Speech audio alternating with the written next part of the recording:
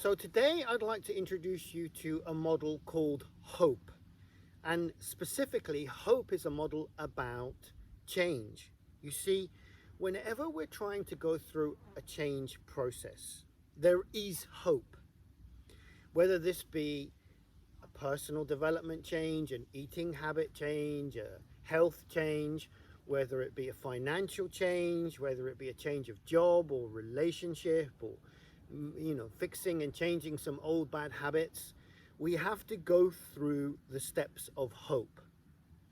First of all, the H part, it's hard, because in order to change, we have to let go of our old subconscious programming, our autopilot, and we have to bring in our rational brain to start thinking and reminding ourselves of the new change.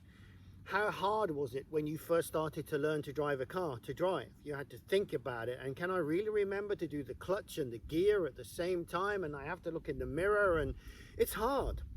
And actually the O part, it can feel overtaxing. It can feel overloading. It can feel like, well, there's just too much to learn here.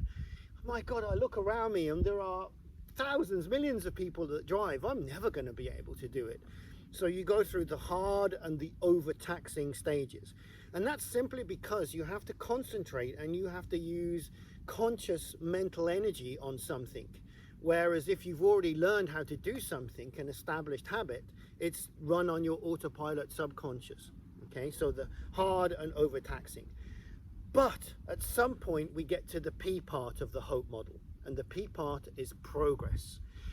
You start to feel and notice that it's becoming easier. You start to get a sense that you're actually going to be able to do this.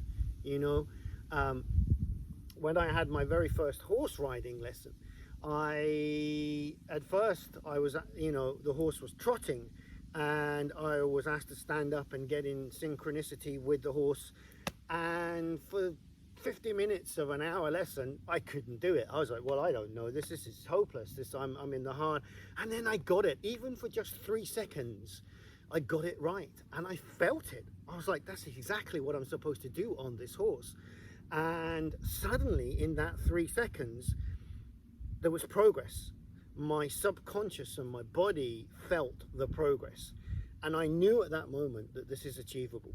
And with repetition and with continued guidance and practice, I will absolutely be able to master this and ride a horse if I want to. Progress. And eventually you get to the E part. It becomes easy.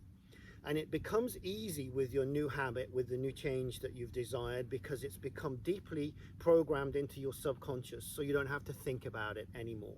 How many of you today have to think about driving?